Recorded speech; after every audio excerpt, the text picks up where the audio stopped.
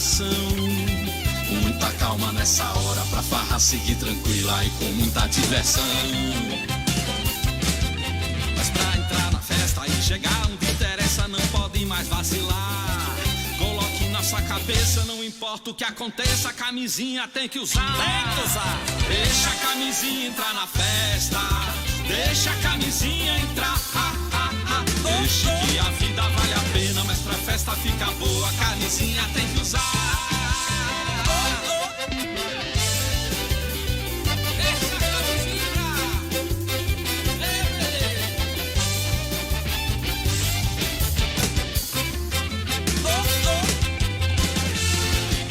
Cadê a camisinha?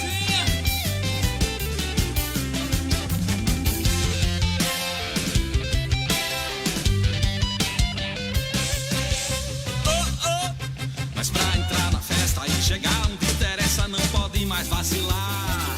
Coloque na sua cabeça, não importa o que aconteça, a camisinha tem que usar. Tem que usar. Deixa a camisinha entrar na festa, deixa a camisinha entrar. Deixa que a vida vale a pena, mas pra festa ficar boa, a camisinha tem que usar. Deixa a camisinha entrar na festa, deixa a camisinha entrar. Deixa que a vida vale a pena, mas pra festa ficar boa, a camisinha tem que usar. Deixa a camisinha entrar. Na Pizzaria Família, você compra uma pizza grande, deliciosa e um quarte 2 litros por apenas R$ 29,90. Peça já pelo teleentrega 3598-8672 ou pelo WhatsApp 971345266. A Pizzaria Família está na Rua Freitas de Oliveira, número 1008, no bairro Alvorada, em Ibirité.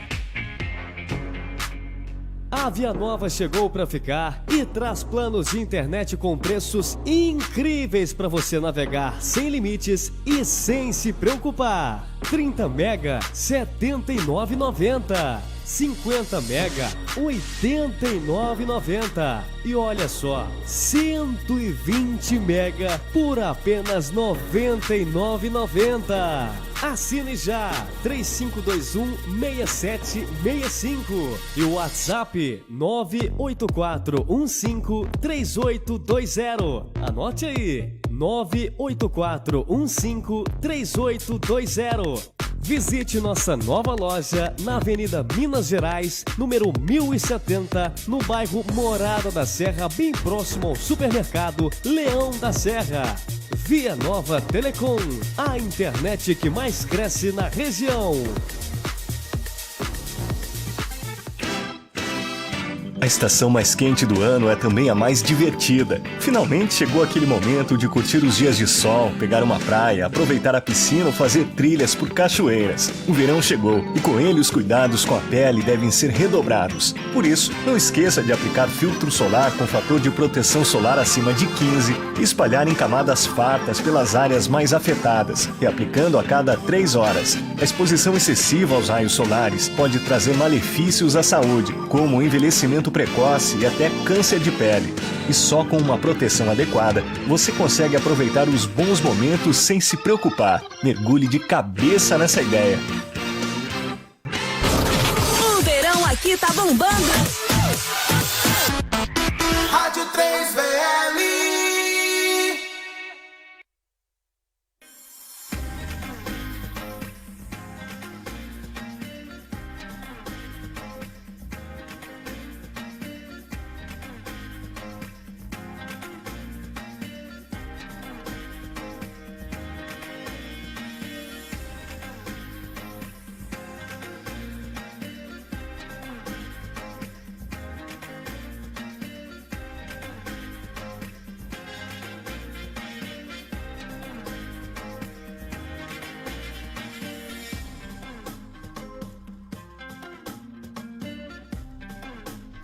Muito bem, olá, boa noite. Está no ar mais uma edição do Direito em Foco, ao vivo pela 3VL para todo o Brasil.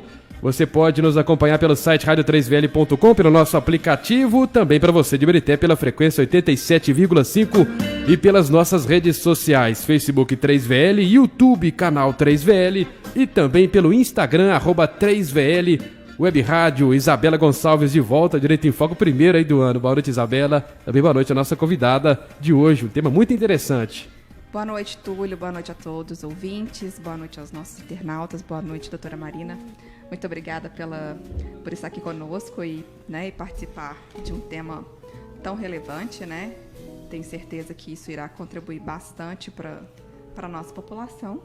A doutora Marina, ela é advogada, possui pós-graduação em Direito de Família, né?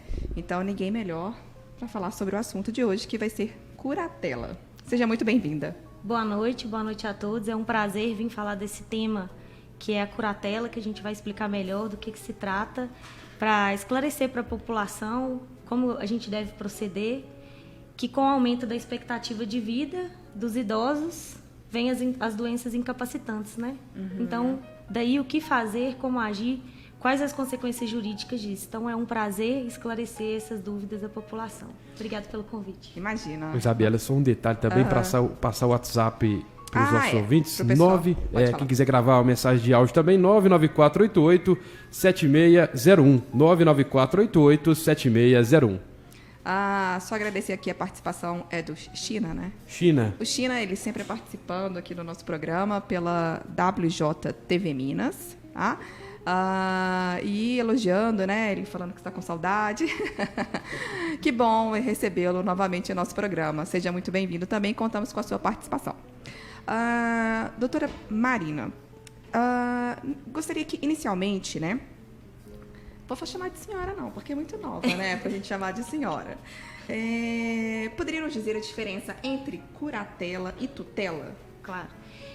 Primeiro é importante esclarecer o que é a ação de nomeação de curador, né? A curatela, a antiga interdição. Hoje a gente não fala mais em interditar uma pessoa com a nova lei dos deficientes, promulgada em 2015. A gente passou a falar em nomeação de um curador. Isso significa que as pessoas que não estão aptas à vida civil, ou seja, elas precisam de uma outra pessoa para tomar as decisões do dia a dia, administrativas em relação à pensão, algum contrato com o banco, contrato com uma telefonia, por exemplo, ela não tem mais capacidade de fazer isso sozinha. Então, ela precisa nomear uma outra pessoa para poder ajudar ela a tomar essas decisões, né? As decisões do dia a dia, que seja de uma pessoa que tem Alzheimer ou uma doença incapacitante, ou uma pessoa que sofreu um acidente e está em coma no hospital. Então, o curador, ele serve para ajudar essa pessoa a resolver os problemas. E o que é muito comum também às vezes, ter que fazer prova de vida, né, no INSS e o idoso já está acamado ou está no hospital e não tem mais condições. Então, a gente nomeia um curador para poder fazer esses atos administrativos. Ótimo. Eu vou só fazer algumas interrupções, só para nós podermos explicar melhor para os nossos ouvintes. Então, veja bem, suponhamos que alguém tenha sofrido algum acidente, certo? Ou então, em função da própria idade, foi acometido de alguma doença. Haverá necessariamente as partes, né, os requerentes ou solicitantes, nesse caso, as partes interessadas para ajuizar essa ação, ela deve ser algum membro da família. Quem que pode propor essa ação em favor, né, dessa pessoa que ficou com a gente pode dizer, a sua aptidão psíquica, né, comprometida? Quem tem legitimidade para entrar, né, ingressar no judiciário? A ação de curatela, ela é prevista no Código Civil, e o Código Civil, ele traz um rol de pessoas que estão aptas para poder requerer essa nomeação de curatela. Inicialmente, a gente começa com o cônjuge ou companheiro, filhos e parentes, né? Algum tutor, que seja alguma pessoa responsável por aquela pessoa, porque às vezes a pessoa não tem marido, não tem filho, e aí tem um outro representante da família. E até o Ministério Público, ele pode requerer a abertura da curatela, da ação de curatela, caso ele veja que tem um idoso em estado que não tem mais capacidade para outras pessoas, empresas não se aproveitarem disso em função da incapacidade do idoso ou de quem está incapacitado de resolver as questões do dia a dia. Agora, nós sabemos também que com essa lei, né, teve uma mudança na lei e há um instituto que chama da tomada de decisão apoiada, não é isso? Será que você poderia explicar um pouquinho? O que é esse instituto? Quando que ele pode ser utilizado? A curatela, ela é o apoio dessas tomadas de decisões. O que acontece é que a pessoa que é nomeada curadora, ela só pode interferir em relação a patrimônio, em relação a contratos e esses serviços do dia a dia. Ela não pode interferir em quem a pessoa vai votar, na opção sexual da pessoa, direitos relativos à personalidade, se ela vai namorar alguém ou não vai, se ela vai... Então, assim, nessas questões pessoais, o curador não tem capacidade de interferir. Ela apoia as decisões administrativas e ajuda a resolver tudo em relação ao patrimônio, a contratos e etc. Mas no que se refere à parte íntima e pessoal de quem está sendo curatelado, ela não pode interferir. Ou seja, na vida pessoal dela, né, não há essa interferência. Nas relações, né, isso aí é uma escolha dela. Isso. Seria mais a questão da administração do patrimônio, né, na gestão. Pensão, prova de vida no INSS. E o que vem ser essa prova de vida? A gente vê muito falando... O INSS pede uma prova de vida. Isso, o INSS... Explica só para o pessoal o que significa isso. O INSS quer ver se aquela pessoa efetivamente está viva e ela não veio a falecer. Porque quando a gente fala de nomeação de curatela, vem na nossa cabeça, na hora, idoso. Sim. Porque a gente pensa em Alzheimer, em demência e tudo. Então, o curador, quando ele é nomeado e o processo de curatela é um processo judicial, ele tem aptidão para ele poder fazer essa prova de vida. Então, se um familiar seu está incapacitado de comparecer ao INSS, é necessário entrar com uma ação de curatela e esse curador fazer isso pela pessoa que está incapacitada. O INSS ele não aceita só a certidão de nascimento ou casamento atualizado, não? Não, infelizmente não. Tem que fazer a prova de vida. Então, ou seja, se a pessoa não tiver condições de ir lá pessoalmente, ele na verdade, ele quer saber se a pessoa ela tem condições, se ela está lúcida, né? Não, o INSS só quer ver se ela está viva, para ela então continuar ela pode... recebendo a pensão. Tudo bem, mas então ela pode ir lá pessoalmente. Se ela tiver acamada, não, né? Se for um idoso que tiver incapacitado de caminhar, às vezes ele está com balão de oxigênio. Não consegue comparecer. Ele não consegue comparecer. Entendi. Então, automaticamente, essa pessoa, suponhamos que o idoso, né? Ele não consegue se locomover, né? Não consegue sair de sua residência. Ele também não vai ter capacidade para outorgar poderes, né? E nomear alguém para representá-lo através de um instrumento público. Então, por isso, há necessidade da ação de curatela. Isso, exatamente. Ótimo. No início da entrevista, você me fez uma pergunta, né? Que é a diferença entre tutela e curatela. Isso. A tutela, isso é uma dúvida muito comum. A tutela, ela é um instituto jurídico relativo a crianças. Então, eu preciso proteger uma criança que está num estado de violência, precisa colocar a criança em outra família que não seja a família dela original. Então, a gente utiliza um instrumento jurídico chamado de tutela. A curatela é para pessoas acima de 18 anos que, de alguma forma, está incapacitada para os atos da vida civil. Então, que seja através de uma doença, uma demência que vem com o tempo, né, por se tratar de idoso, ou um Alzheimer, ou mesmo que esteja acamado, sofreu um acidente de carro e precisa de alguém para gerir o patrimônio. Agora, o curador, ele tem alguns atos que ele precisa de autorização judicial, não é? Para serem praticados. Você poderia nos dizer quais são esses atos? Quando a gente entra com uma ação de nomeação de curador, a gente está dando autorização para o curador administrar os bens do curatelado, né, da pessoa que está incapacitada. Ele não pode vender o patrimônio da pessoa, ele não pode dilapidar o patrimônio, ele não pode pegar a pensão do idoso e embolsar. Então, ele não pode fazer esse tipo de ato. Né? Ele tem que prestar conta no processo, na ação de curatela. Todo ano ele tem que ir lá no juiz falar, eu fiz isso com dinheiro, eu fiz aquilo com dinheiro, eu recebo um aluguel de um imóvel e eu utilizo em função de pagar medicamento e tudo, ele tem que prestar contas, né? Porque o patrimônio não é dele. Sim, é de um terceiro, né? Então, apenas administrar o patrimônio, ele não pode vender. Caso seja necessário vender o patrimônio de um curatelado, de uma pessoa que já se encontra com esse processo judicial, é necessário um outro processo, que é o processo de alvará judicial, que é uma autorização do juiz para a venda daquele imóvel. Sim. Até para adquirir também, né? Sim. Porque com a aquisição, na verdade, vai haver o curatelado, né? Ele vai acabar assumindo alguns encargos, né? Que são pagamento de tributos, né? Que vem com o bem imóvel. Isso. Só mais uma dúvida. A gente verifica muito que, às vezes, muitos idosos, eles acabam assumindo prestações, né, desses empréstimos que são oferecidas por essas, não instituições financeiras, mas às vezes conveniadas, equiparadas às instituições financeiras. Esse curador, ele pode solicitar um empréstimo em nome do curatelado sem a autorização judicial? Não, em nome do curatelado, não. Ele precisa, então, de uma autorização judicial para que ele possa realizar esse tipo de empréstimo. Empréstimo bancário, qualquer nesse sentido. Isso, e é muito difícil da gente conseguir isso, a não ser que a gente tenha uma prova que ele está com uma doença muito grande e tudo. Porque o que acontece? A ação de curatela, geralmente, ela é proposta quando se tem algum patrimônio ou se tem algum benefício de pensão.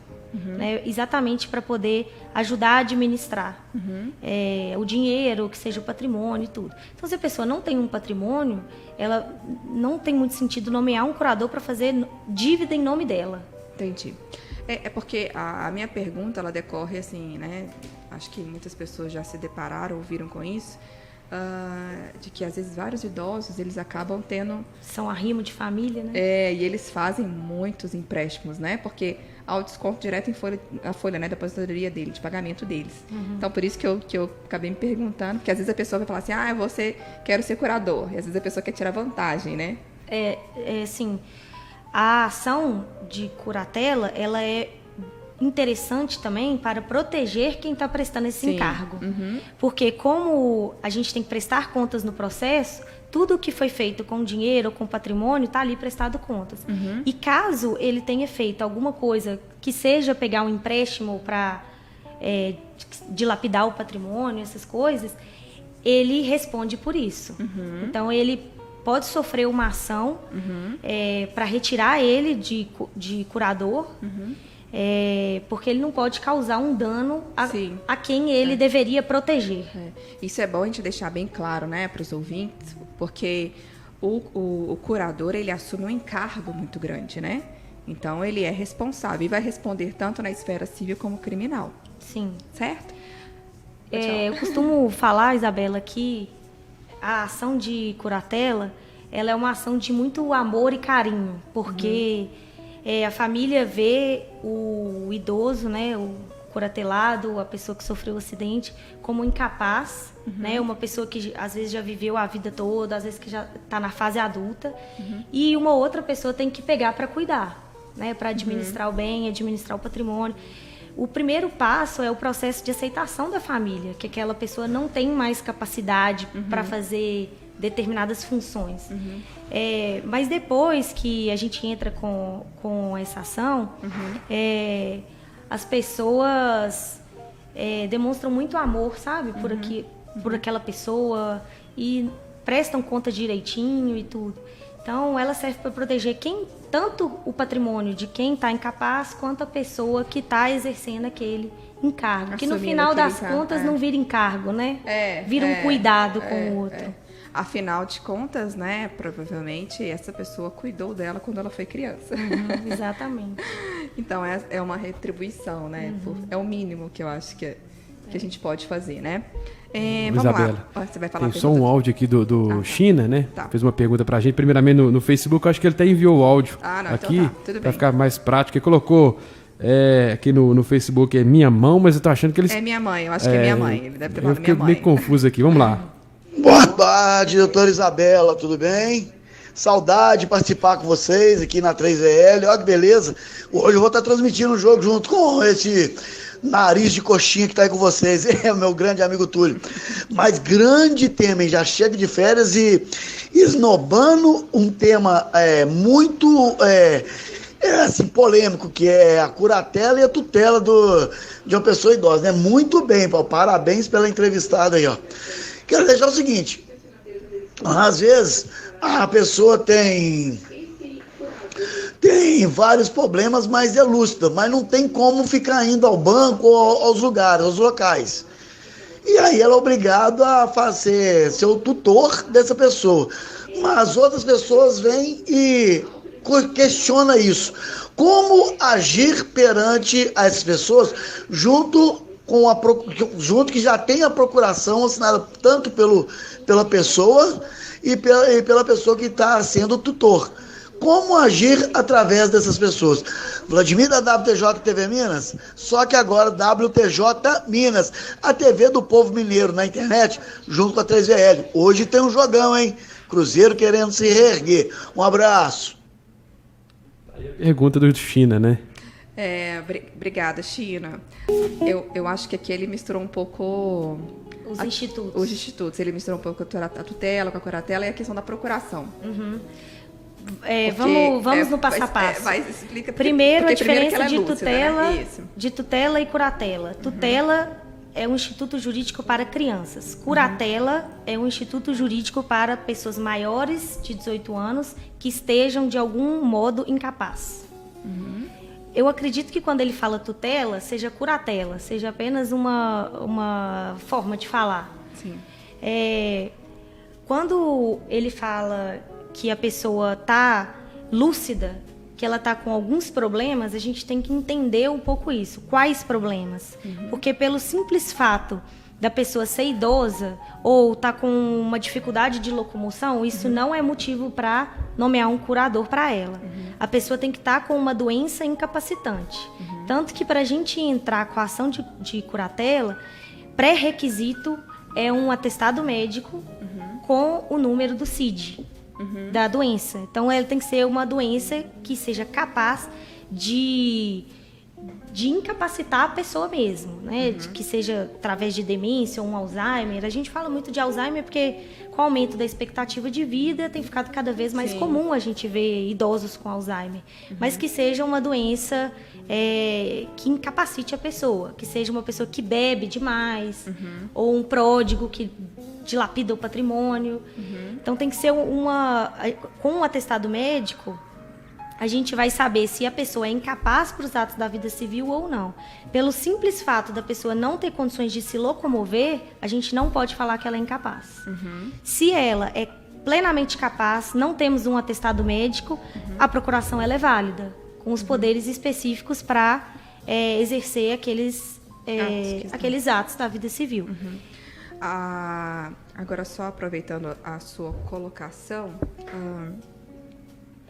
tem um instituto também, mas relativamente novo, né?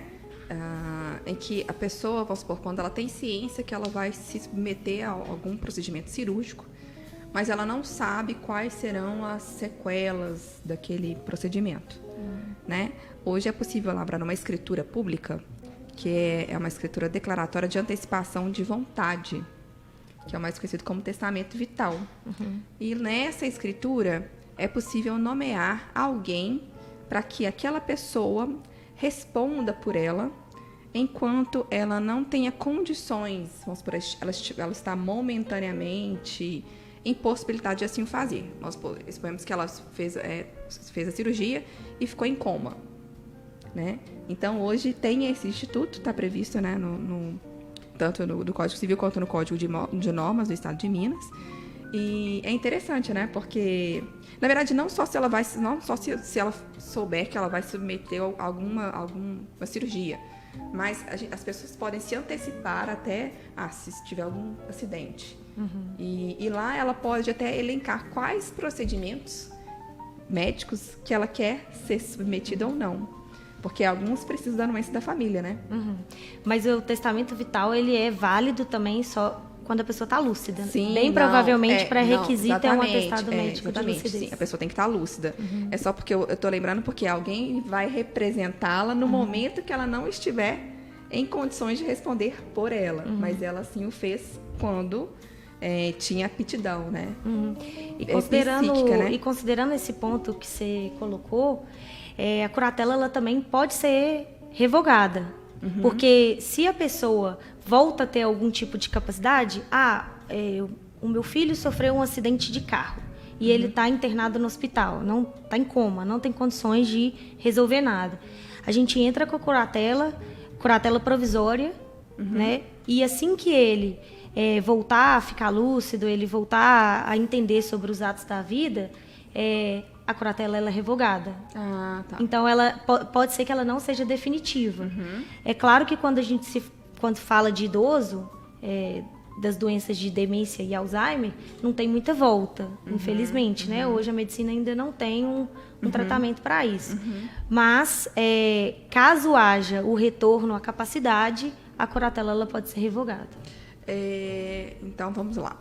A curatela, nesse caso, ela está adstrita aos atos de gestão mais relacionados a questões administrativas. Isso, pensão também. Suponhamos que o curatelado queira casar. Ele pode casar independente da anuência do curador?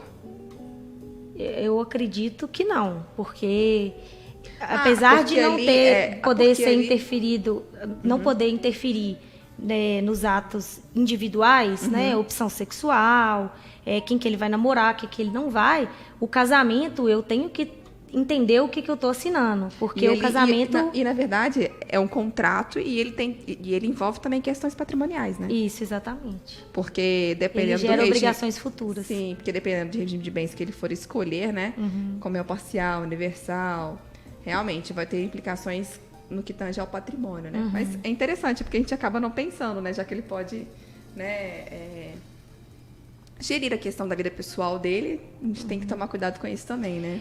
A curatela, ela tem crescido bastante no meu escritório. Cada vez mais as pessoas estão me procurando para tirar dúvidas. Eu posso fazer procuração? É o momento de fazer procuração? É o momento de fazer curatela? Eu entrei com a curatela e agora eu quero vender o imóvel dele, já tinha entrado com o inventário extrajudicial. São diversas perguntas que surgem no nosso dia a dia.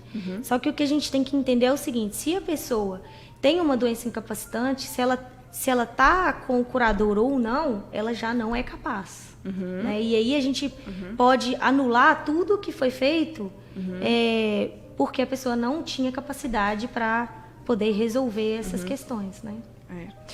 Quer falar, Túlio? Não, tá só compreendendo. Agora, só aproveitando também essa sua observação, eu vejo muito lá no cartório o seguinte: às vezes a pessoa, ela é o curador, né?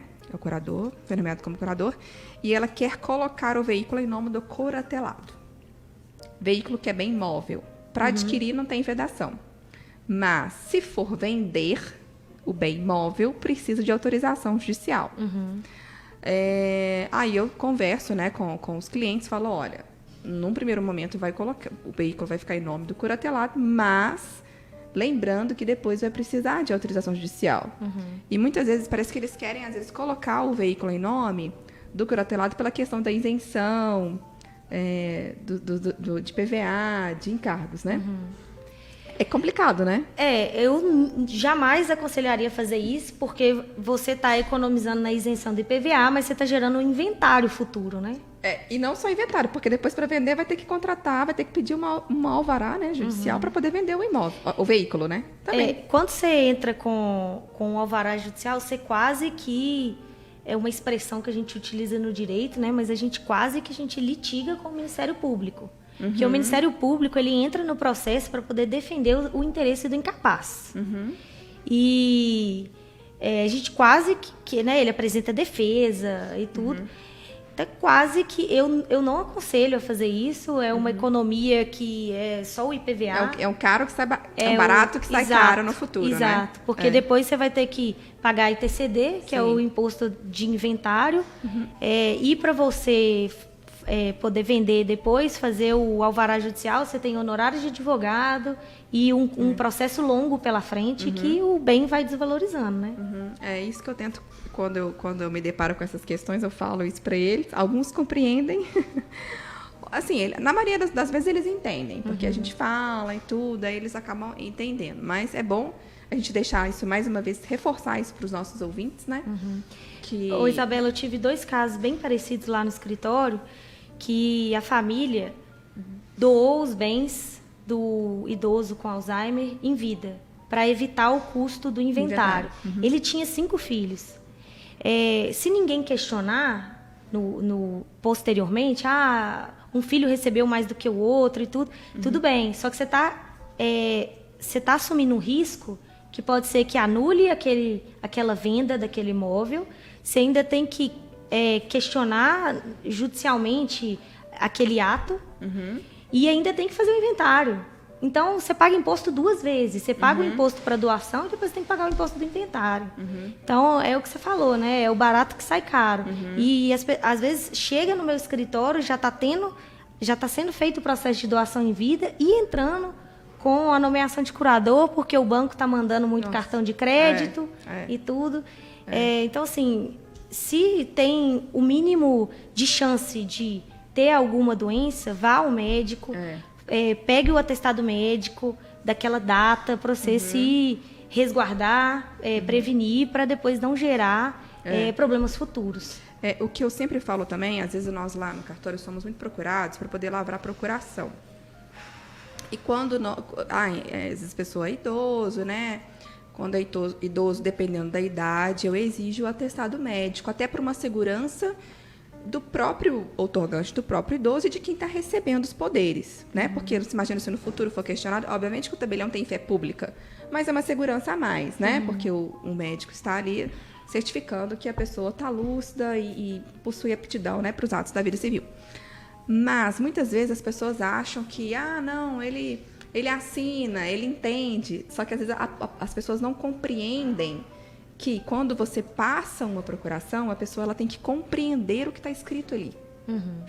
Então, às vezes, a gente tem que falar assim, olha, eu não posso lavrar essa procuração, porque se eu praticar esse ato, eu vou te prejudicar no seu processo, né, para poder entrar ali com a ação de curatela. Então, nesses casos, a gente fala, olha, tem que procurar um advogado sim, porque se a pessoa não tem condições de responder por ela precisa de que alguém seja nomeado. Então, a gente tenta explicar isso para as partes, para as pessoas. Porque muitas vezes elas querem para poder receber benefício do INSS. Então, nesse caso, aí entra a atuação do advogado. E assim, às vezes eles acham que eles vão economizar tempo, porque realmente uma escritura de procuração é muito mais rápido, né?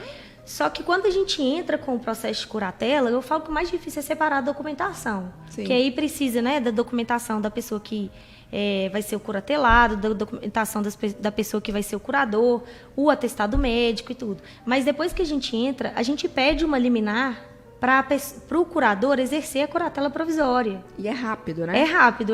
Até porque é um tempo de 30 a 60 dias, porque é uma liminar de urgência. E até porque, além do que, tem prioridade, né? Porque são idosos, tem prioridade da Tem prioridade de tramitação. É isso que eu tento acalmar as partes. Eu falo, não, gente, não é nada demorado. Até porque o judiciário sabe da importância, da necessidade de ter um curador, porque muitas vezes eles precisam do dinheiro para poder comprar medicamento, às vezes, nesses casos, né? São casos de extrema urgência, né? Sim. Aí, nós tentamos orientar ao máximo as pessoas, porque eu falo, olha, procurem agora que não chegou no grau máximo, porque vai chegar uma hora que vocês vão precisar e vão precisar de uma liminar. E outro ponto importante é que, às vezes, a gente fica pensando muito na pessoa que está sendo curatelada, né? O idoso, o incapaz, e a gente esquece de quem está exercendo esse encargo. Na procuração, a pessoa não tem que prestar contas. Então, fica muito mais fácil outra pessoa da família, outro herdeiro, questionar o que está sendo feito do que num processo de curatela que está sendo prestado contas e o juiz está ali acompanhando e homologando as contas anualmente. Então, é uma proteção também para quem está exercendo. Né? Isso a gente tenta explicar. É bom a gente estar falando isso aqui, porque lá no cartório a gente tenta explicar sempre que pode, mas quando a gente explica com jeitinho, né, eu acho que a função nossa é essa mesmo, orientar a população. orientar o usuário, né, para que quanto mais, né, acesso ao conhecimento as pessoas tiverem, assim será muito melhor, até para evitar problemas no futuro. Isso, exatamente. Né? Questionamentos no futuro, né? Isso. Por isso que eu falo, às vezes as pessoas acham assim, não, mas ela está assinando, a pessoa não entende que só assinar não é suficiente para passar uma procuração. É preciso que ela compreenda, né, o conteúdo do que está ali naquele instrumento. Quais poderes estão sendo transmitidos? Tem procurações, a gente chama aquelas procurações de amplos poderes, que a pessoa passou tudo. Abrir, movimentar conta, vender bens móveis, imóveis, veículos, tudo. Então, por isso que a pessoa tem que ter consciência, né? Obviamente, se ela estiver lúcida, né? Para estar otorgando aqueles poderes. Né? Isabela, você está comentando esse caso, eu me recordei aqui de um caso que eu tive no meu escritório, que a mulher me procurou, era uma idosa. E aí ela falou comigo assim, eu estou sendo processada por dissolução de união estável do meu ex-marido. Ou seja, o ex-marido dela, né, o ex-companheiro, entrou contra ela para poder dissolver a união estável. E aí, quando eu cheguei na audiência, se tratava de um idoso com Alzheimer. Aí eu questiono, ok, não tem discussão em relação ao motivo do divórcio, o motivo da dissolução da união estável. Isso não tem defesa, né? A nossa Constituição Federal trouxe a lei do divórcio para se tornar as coisas mais simples, né? Basta um dos dois não quererem que está tudo certo. Prazo mais, é isso. Mas o que entra em questionamento quando eu cheguei na audiência é qual a capacidade que aquele idoso tinha para assinar aquela procuração para o advogado. Porque a ex-companheira tinha um laudo demonstrando que ele tinha Alzheimer. E aí eu conversei muito com ela, né? Porque direito de família se trata de sentimento e não de direito propriamente em si. Eu falei com ela, olha, a gente tem como apresentar uma defesa em relação a isso, questionando a capacidade dele para assinar essa procuração. Aí ela falou comigo assim, não, Marina, eu não quero brigar, vamos dissolver e tudo e tal. Mas entra essa discussão, aonde que está a capacidade para assinar aquela procuração? Mas quando... desculpa, eu já não tenho conhecimento. Mas quando a pessoa ela tem um Alzheimer, ela tem alguns momentos, né? Ela tem momentos de lucidez, não tem? Sim, mas como que a gente vai certificar que naquele momento ela estava lúcida?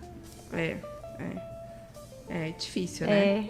Porque às vezes, eu me deparo com algumas questões. Não, teve uma senhorinha que eu atendi. Gente, que gracinha, ela tinha uma idade mais avançada, mas uma capacidade, uma lucidez, assim, absurda. Eu fiquei constrangida de pedir um atestado médico. Eu falei assim, olha, eu não vou pedir um atestado médico, mas eu vou pedir 2 testemunhas para garantir, né, a questão de isentar de responsabilidade, porque ela conversava assim, gente, eu falei, minha senhora, a senhora está melhor que muita gente aqui, que muito jovem. E é muito bonito, né? Muito bonitinho esses idosos. Eu falo que eu sou fã deles. Isso. Assim, o simples fato da pessoa ser idosa não quer dizer que ela tem que ter um curador. Não, de forma alguma. É porque a gente tem uma preocupação maior com eles, né? No sentido, assim, de zelar por eles mesmo, assim, né? Realmente ele está entendendo o que ele está assinando, né? Porque são muitos poderes que são ali transferidos, né? Otorgados, né? Para o procurador. Então, por isso que a gente tem que ter todo o cuidado, né? Principalmente com essas pessoas que estão ali, né? Olha só, vou interromper, tá? Claro. Temos aqui o Wilker Clayton. Quem conhece tudo. Ele sempre participa da programação aí do Direito em Foco, também da jornada esportiva. Ele está falando que o programa é super informativo, está excelente. Muito obrigada. Mas as explicações delas estão sendo ótimas, né, Túlio? Com certeza, viu? Muitas participações também pelo Instagram, viu? O esclarecimento é fundamental, né? É fundamental, exatamente. Porque esse tema gera muitas dúvidas, né? Gera. E eu falo que o objetivo do programa do Direito em Foco, quando a gente teve essa ideia, realmente é levar conhecimento à população, sabe? Às vezes fica tão distante, né? E eu acho que se a gente puder deixar um legado aqui, esse é o nosso, né? Deixar essa nossa marca aqui, né? Com certeza. E fazer aquilo que a gente gosta sempre, né? Isso. Trabalhar com direito de família. Agora, a questão do direito de família é interessante, né? você vai falar melhor do que eu, né? Às vezes as pessoas, elas brigam, mas elas não querem mesmo divorciar, é mais uma questão de falta de comunicação ali, não é? Eu falo assim que o direito de família não é uma área do direito que se tem aquele direito ou não tem aquele direito, né? Porque se trata de sentimento. Então, às vezes, a pessoa briga ali por causa de um patrimônio, por causa de um valor de pensão, mas no fundo é porque ela não quer divorciar. No fundo é porque ela está magoada com alguma coisa. Ressentida, né? Às vezes ela vai abrir mão para não ter mais aquela dor, né? Para poder resolver algum processo. Então, eu sou suspeita para falar direito de família, que é o meu dia a dia. E é uma parte do direito que a gente tem que estar sempre muito atento a todas as partes, né? Então, igual você estava falando, a gente tem que ter cuidado com os idosos, a gente tem que ter cuidado com quem está sendo nomeado o curador. É sempre muito importante a gente observar tudo isso. E a questão também está muito atrelada à questão, hoje, né? A gente fala muito a questão de mediação e conciliação, né? Então, sempre tentar fazer uma mediação. A questão hoje, todo mundo fala muito da questão da importância da linguagem, como é que é? Não violenta. Acho que tem sido divulgado isso muito até nas escolas, né? Nas empresas, para tentar evitar os conflitos, né? O direito de família evoluiu muito nessa questão, né? Não se tratar apenas de direito da letra fria da lei.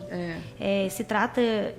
Né, vou falar especificamente de direito de família, que é o ramo que eu atuo, mas se trata de dois seres humanos que têm sentimentos e que às vezes utilizam o processo como instrumento de vingança. Então, o direito tem desenvolvido cada vez mais essas ferramentas de como comunicar, abrir a possibilidade de diálogo, né, para às vezes a gente fazer um acordo parcial em relação a um divórcio, a guarda, e às vezes ficar a discussão só em relação à partilha de bens. Então, existe essa possibilidade também. Tem até um filme recente que está no Netflix que fala sobre a questão do divórcio. Agora eu esqueci o nome. A História de um Casamento. Isso, assistiu. É ótimo, né? Eu falo que aquele filme é o dia a dia do meu escritório. É porque, na verdade, eles... E é interessante, né? Porque... Os advogados, parece que os advogados, eles não têm coração, né? Os advogados do filme, né? Porque eu acho que o casal não queria ter chegado àquele extremo, né? Aí eles acabam brigando por questões patrimoniais e acabam aflorando coisas que vêm lá do passado, né? Que às vezes nem era tão relevante naquele momento, né? Mas no final, assim, já dando um spoiler, né? No final, as pessoas... E isso é o meu dia a dia mesmo. Às vezes as pessoas brigam durante um determinado tempo, não quero ceder isso, e no final elas chegam e fazem acordo. Elas cedem, outra parte cede. E quando se trata de divórcio, né, de uma dissolução de união estável, a pessoa que a gente tem que mais pensar nesse momento é o filho. Sim, ali a lição estava ali, né? Porque tinha criança, eles pensaram na criança, né? Exatamente. Falando desse assunto de mediação, de conversa e tudo, essas questões não cabem para ação de curatela. Porque a ação de curatela, não existe isso. Sim, ele tem um fiscal da lei, que é o Ministério Público, e ele atua no processo também para ver se realmente aquela pessoa está incapaz. E o que eu vejo que é comum dos meus processos no dia a dia, não existe litígio nessas ações. Eu querendo ser curadora da minha mãe, um filho querendo ser curador do pai, então não tem litígio. A família, os outros irmãos assinam, concordando que eu exerça aquele encargo. Então, geralmente não tem litígio. Tem o atestado médico, que é necessário, tem a perícia, às vezes tem um estudo social para verificar se realmente aquela pessoa precisa de um curador, né? E no final é julgado procedente e sai a curatela definitiva. Isabela, tem participação de mais um ouvinte que ele não se identificou, mas vamos ouvir aqui o áudio. Boa noite, doutora Isabela. Boa noite, 3VL. Então, o que acontece? A gente tem um probleminha com a minha mãe, que sempre quando ela vai pro interna, tô com algum problema de saúde, eles vão internar, eu tenho um irmão que mora em cima e uma filha que mora na frente da casa dela. E o que acontece? Toda vez que acontece uma situação dessa, os dois começam a brigar por causa de herança, né? Na verdade, minha mãe às vezes interna, mas ela não morreu, né? Eles estão brigando por causa de herança de da minha mãe tá viva, né? Então eles ficam brigando, acho que desnecessário. E uma cunhada minha também entrou na briga nessa questão aí, né? E fala que tem direito também. Ela tá, acho que há 2 anos com meu irmão, né? E não é casada, mas ainda assim ela briga. E a gente são os 5 irmãos. E na verdade, sempre quando ela adoece lá, é eu e um outro irmão meu que dá um suporte maior. O irmão que mora lá em cima lá ajuda, mas assim, tem que estar ligando, tem que estar brigando e tal. Enfim, concluindo, o que fazer nessa situação? Ela está com 76 anos, né? Dependente, tem minha filha, né? Minha mãe criou minha filha, mas é minha filha, né? Não é filha dela. E meu irmão que mora em cima, e na verdade a gente chega lá, ela fica praticamente jogada lá, né? E ela inclusive teve internada, teve um problema aí, e graças a Deus sarou, mas é uma briga. Os outros irmãos até que colaboram, nós somos em 5 irmãos. Mas esse que mora lá em cima lá fica com alguma resistência. E agora tá pior, porque parece que pelo fato da minha cunhada, depois que minha mãe melhorou, ela discutiu, falou que tinha direito em herança, que ela vivia com meu irmão, que não sei o que e tal. Eles são amigados. E aí ficou pior ainda, que agora que meu irmão não aparece, ele mora em cima e quase não aparece. Aí eu queria ver o que podia estar fazendo nessa situação aí, porque é o tempo todo pressão psicológica na minha mãe. Teve uma época lá que ela até parou de tomar os remédios de pressão dela, e consequência disso deu um pequeno aneurisma. Ela ficou internada 22 dias lá no hospital. E assim, sempre quando está acontecendo isso, tem essa briga por causa de herança. E independente disso, a questão da ajuda também, né? De estar dando um suporte para ela lá. Eu gostaria de saber como fazer isso. Uma solução, o que eu deveria fazer. Como agir nesse caso aí. Boa noite, Deus abençoe a todos aí. Excelente programa, viu? Inicialmente, muito obrigada por sua participação. Vou passar a palavra para a doutora Marina, porque ela vai explicar qual a medida a ser adotada nesse caso. Uhum. Bom, primeiro ponto, os herdeiros estão brigando à toa, porque não existe herança de pessoa viva. O que existe é uma pessoa idosa que tem patrimônio. Então, as pessoas estão brigando à toa, ela não morreu, o patrimônio é dela. Segundo ponto que a gente tem que entender é qual o probleminha que sua mãe tem. É um probleminha que é uma doença incapacitante? Se for uma doença incapacitante, é possível você, como filho, propor uma ação de nomeação de curador independente dos seus irmãos. O que eu percebo no seu relato é que sua mãe precisa de cuidado, né? Quem vai ajudar ela no dia a dia e tudo, são atos de cuidado mesmo, né? Alimentação, trocar de roupa e etc. Se não for o probleminha que você falou no áudio, se não for esse probleminha capaz de gerar uma doença incapacitante, ele não é passível de curatela. Ele é passível de cuidado de todos os filhos com a mãe. Se o seu irmão trata sua mãe mal, isso não quer dizer que você não possa cuidar. Qualquer um dos filhos pode ter o cuidado com os pais, com os avós, independente de ação judicial, independente de procuração. Agora, se a sua mãe tem uma doença incapacitante, uma demência, um Alzheimer, o caminho é a curatela independente dos seus irmãos. Outro ponto é falar que a cunhada tem direito à herança, né? Fala que não tem, cunhada. Primeiro, parece que eles não são casados, né? Uhum. Vivem em união estável. Uhum. Se for em união estável e não tiver regularizada, vai aplicar regime da comunhão parcial de bens. Então, isso. A cunhada não é herdeira. A cunhada não é herdeira. Quando se trata de herança, vamos supor, né? Sua mãe venha falecer e aí a gente vai fazer o inventário da sua mãe. A cunhada não é herdeira da sua mãe. Quem é o herdeiro é o marido dela, o seu irmão, né? Que são os filhos da sua mãe. Então, sua cunhada não tem direito à herança da sua mãe, não. Ela tá brigando à toa também. Mas fala pra sua cunhada ficar mais tranquila, porque a sua mãe não morreu. Exatamente. Então, não há que nem se falar em direito à herança. Isso, porque é exatamente. só uma expectativa de direito. Só vai ter direito no dia, e na verdade é só o seu irmão, no dia que sua mãe vier a falecer. Fora isso, é tudo da sua mãe. E assim, outro ponto importante, vamos supor, a sua mãe vem a falecer, seu irmão recebeu a herança, e no dia seguinte ele divorciou, a sua cunhada também não tem direito não, porque a gente fala no direito, a gente utiliza um termo que herança não comunica para partilha de bens. Então, ela às vezes vai ter direito de morar lá com seu irmão, pelo que você contou, mora em cima, mora do lado e tudo, mas direito de ter aquele bem, aquele patrimônio que vem de herança da sua mãe, ela não tem. Então, realmente é uma briga à toa. Mas eu acho que esse relato dele é muito comum, sabe? Eu já ouvi alguns casos assim lá no cartório, é muito comum isso. É triste, né? Mas eu acho que ele, enquanto filho, e se puder ajudar a sua mãe, que assim o faça, independente do seu irmão não querer colaborar. Né? E assim, se ela tem uma doença incapacitante, você como filho, independente da vontade dos seus irmãos, você pode propor a ação de curatela.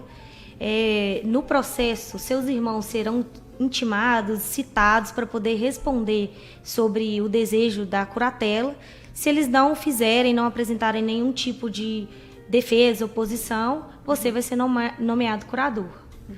Caso ofereça oposição, o Ministério Público e o juiz vão decidir o que é melhor para sua mãe, considerando quem mora com a sua mãe, local, quem tem melhores condições afetivas, financeiras, para poder ser o curador dela.